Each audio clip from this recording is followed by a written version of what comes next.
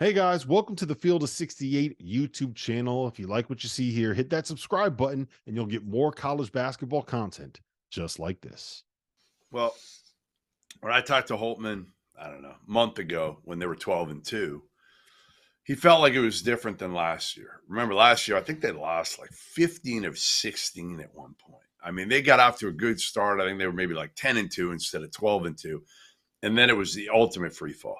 But he felt like with Bruce Thornton this year, it would be different. He had that leader. You know, Bruce Thornton was a freshman last year, point guard. He's a sophomore. He's got good habits, leads by example. And he felt like that was kind of the strength of the core of this team. But again, listen, Thornton had an off night tonight. When you lose, it's tough to kind of stop this. And I think this might have been as important of a game in Chris Holtmann's coaching career at Ohio State as there was. And I know that sounds crazy because he's coached NCAA tournament games, but this was one they had to have. They had to have it because they got some winnable games in front of them.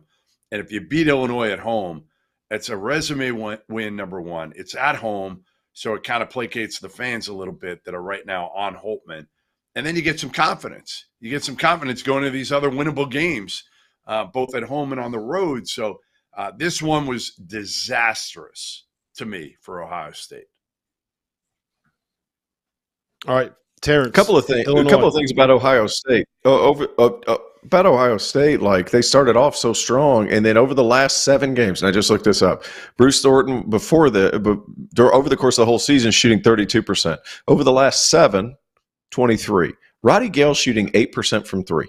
They're just not finding shots, and they're not hitting shots. So it's kind of one of those things. Evan Mahaffey, not a great shooter anyway. He's an ofer right now. Like the pressure, the ability to create shots. Dale Bonner, transfer from Baylor. Guys are thinking, well, he might be able to help coming off the bench. He's not a big scorer, but at least he can space the floor. 14%. Zed Key, not a three-point shooter at all, but he's down 11 percentage points inside the three. So it's one of these things like, can you continue to create looks in Big Ten play? Guys, that's hard. And I understand the Big Ten's down. It's still rugged league. It's still physical, and it's really well scouted. So you're going to have to create some things on your own. Besides Jamison Battle, they don't really have anybody else that can do that. Illinois, when they're good guys, they're good. And Terrence Shannon is really talented. At one point in the season, he was the second best player in college basketball before all this nonsense. And I'm not going to address nonsense because I'm not big on nonsense.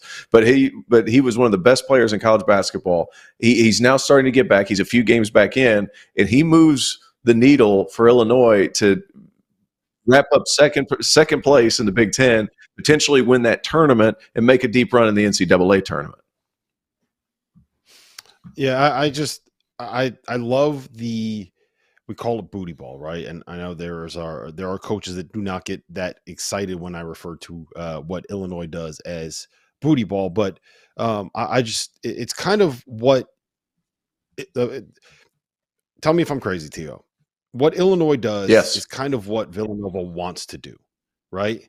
Where they get these guys isolated, they kind of go one-on-one, they get a paint touch, and if they're going to score, they score. If they're going to create a closeout for someone else, they create a closeout for someone else. But you got two guys that are incredibly difficult to stop in Terrence Shannon and Marcus Domask. You got a 5-man that can space the floor and shoot it and pass and do all these different switchable things defensively. And you got guys like Luke Goody and I'm blanking on the Hardman kid's first name, but he's been really good of late. Like you have really good, Justin Harmon. You got really good role players around them.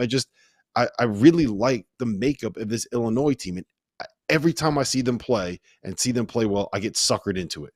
And I just know that that's going to end up blowing up in my face. And it's going to end up being like a second round exit or something like that. Cause they're going to have one of those Illinois games that always pop up. But the potential of this group, Jeff, the potential of this group is to me as high as anything that you're going to find. Yeah, Domask has been awesome. Like if anybody benefited from Shannon being out of the lineup, it was him. He's turned into a great number 2 guy now. You got to get Shannon back. Tonight was his best game. I think it's his 4th game back now, and it was by far the best he's looked. He shot it well. He just looked more comfortable. And again, I think they could be a second weekend team. I just don't know without a great point guard.